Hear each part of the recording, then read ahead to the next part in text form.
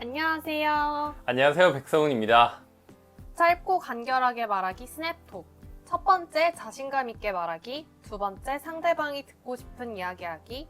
세 번째, 논리적으로 말하기에 이어서 오늘은 네 번째 시간이죠. 네, 짧고 간결하게 말하면서도 상대방을 설득하기 위한 네 번째 방법은 바로 기분 좋게 말하기입니다.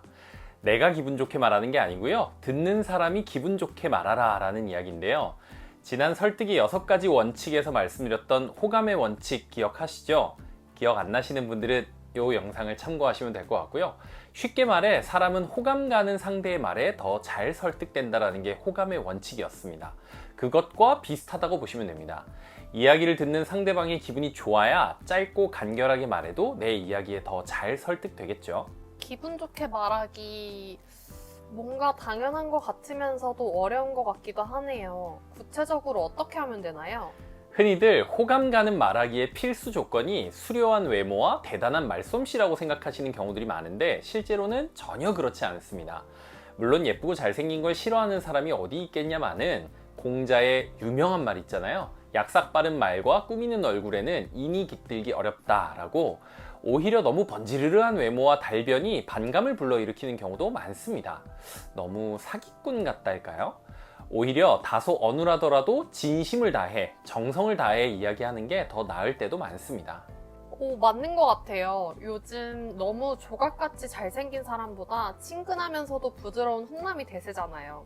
저도 너무 잘생기기만 한 것보다 훈훈한 외모에 말이 잘 통한다든지 센스가 있다든지 하는 게 더 좋은 것 같아요. 그쵸. 설득도 마찬가지예요. 외적인 부분도 물론 중요하지만 그보다는 더 중요한 것들이 많죠.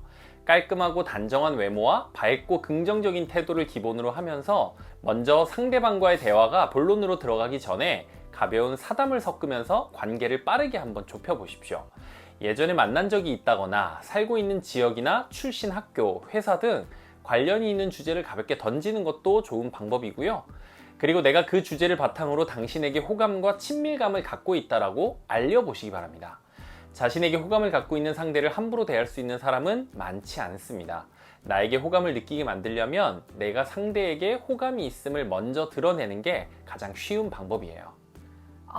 그래서 그렇게 처음 만나면 자연스럽게 나이, 사는 곳, 학교, 취미, MBTI 이런 걸 물어보고 대화하게 되는군요. 맞아요. 본능적으로 관계를 좁히기 위한 행동인 거죠. 이제는 알고 더 전략적으로 활용할 수 있게 되겠죠? 그리고 심리적인 거리를 좁힐 수 있는 가장 효과적인 방법은 바로 비밀을 공유하는 겁니다. 우리는 본능적으로 적과 나, 내 편과 상대편을 구분하게 되어 있어요. 나의 중요한 비밀을 상대에게 공유한다는 건 상대를 내 편으로 생각하고 있다는 의미가 되기 때문에 심리적인 거리가 가까워질 수밖에 없죠. 내 비밀을 들은 상대방이 자신의 비밀도 공유해준다면 더할 나위 없이 좋은 상황이고요.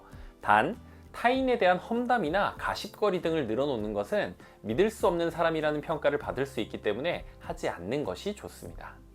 알겠어요. 내 비밀을 공유하거나 친밀감을 나타내 거리 좁히기. 다음은요? 거리를 좁혔으면 다음은 호감을 얻어야겠죠. 호감을 얻는 데는 역시 칭찬만한 게 없습니다. 너무 노골적인 아첨이 아니라 스스로도 인정하는 자신의 장점을 캐치해서 자연스럽게 칭찬해 보세요. 목소리가 좋으시네요. 피부에서 빛이 나요. 어머, 30대처럼 보이세요. 아기 엄마라고요? 등등 조금만 주의를 기울여 관찰해보면 그 사람의 장점이 보이거든요.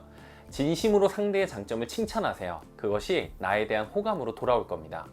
겸손한 태도로 품격 있는 단어와 말투를 사용하고 중간중간 적절한 위트를 섞어주는 것도 중요하고요. 구체적인 방법이 있을까요? 문장의 마지막을 다 또는 까로 끝내면 자연스럽게 공손하고 품격 있어 보여요. 아유, 잘 부탁드릴게요 보다는 바쁘시겠지만 제가 드린 말씀 잘 검토해 주시면 감사하겠습니다 가 훨씬 정중하고 품격 있어 보이죠.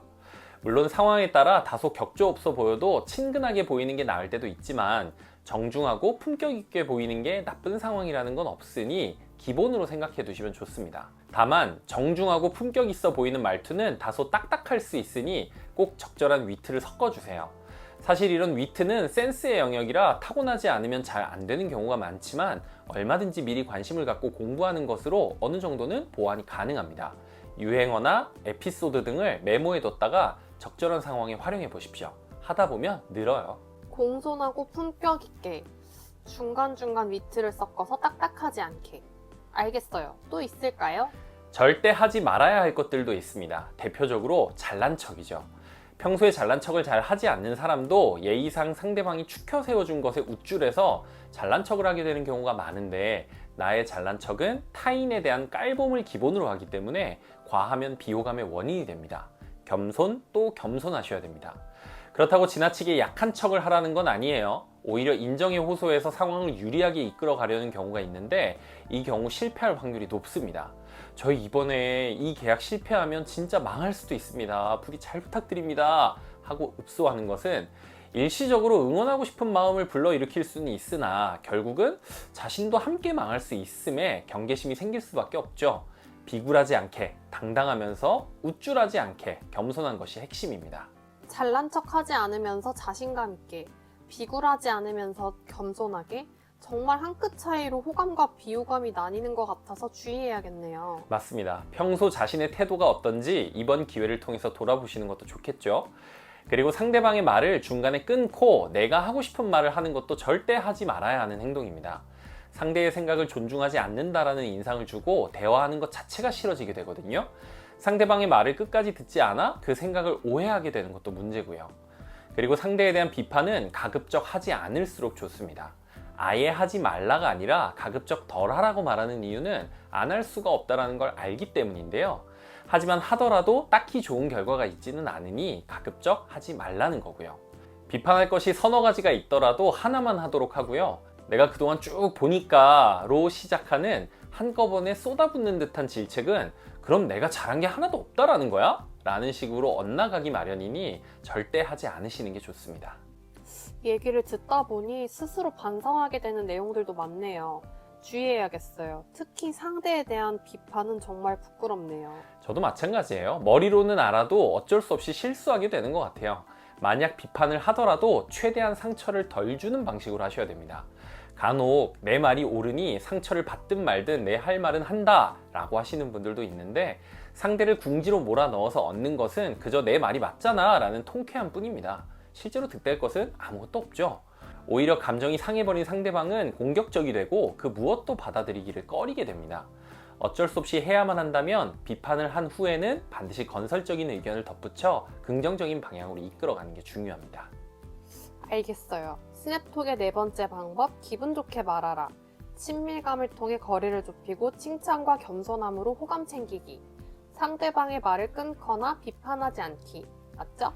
정확합니다. 사실 더 많은 내용들이 많지만 우리에겐 시간이 많으니 더 자세한 내용은 차차 다루도록 하고, 일단 이 정도만이라도 명심하셔서 일상생활에서 활용해 보세요. 이 몇 가지 차이로 대화할수록 기분이 좋아지는 사람과 반대의 사람이 나뉩니다. 꼭 기억하셔서 노력하지 않아도 자연스럽게 습관처럼 나오게 연습하시기 바랍니다. 짧고 간결하게 말하기 스냅톡. 결국 짧고 간결하게 말하면서도 설득력을 갖기 위한 기본 조건은 상대방이 듣고 싶어하는 내용을 논리적으로 자신감 있게 듣기 좋게 하라. 이렇게 요약이 되겠네요. 맞아요. 그 부분이 자연스럽게 나올 정도가 되면 스냅톡은 거의 된 거나 마찬가지입니다. 다음 시간에는 조금 더 들어가 어떻게 말을 해야 하는지를 구체적으로 알려드릴 테니까요. 저를 위해서가 아니라 여러분 자신을 위해서 구독하셔서 스냅톡을 통해 설득력을 높여보시기 바랍니다. 좋아요. 그럼 다음 시간에 만나요. 안녕. 안녕!